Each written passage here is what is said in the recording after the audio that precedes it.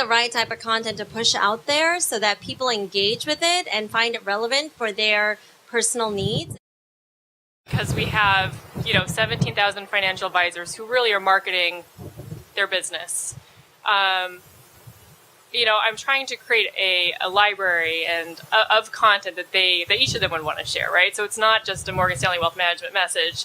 It's really as much, the thought leadership and ideas that the firm is creating, and it's available to them kind of in-house, making the things that should be available externally available in this library so folks can curate it from that point. I'm actually not at this point kind of normalizing the message and only doing one type of thing. I'm talking to the different writers in the firm, the economists, the marketers, thought leaders, about all of the content, right? And my job really right now is to get all of it that's appropriate, right, the external stuff, onto the site. And then from that point, right now, like the advisors are curating it. So what I hope to do kind of as the next step, since we kind of just launched to all the advisors at the firm, is to gain insights from a macro view of the 17,000. And then we can start to tell them, everybody likes to see U.S. tax tables, so, you may want to share that if you haven't already, so we can start to give them that information.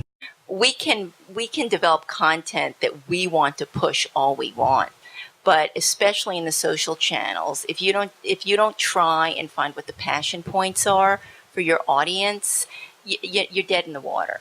So I think there's a nice tension, and social is almost like an in-market research facility where I know that there's certain things that the firm wants to talk about from a strategic messaging perspective.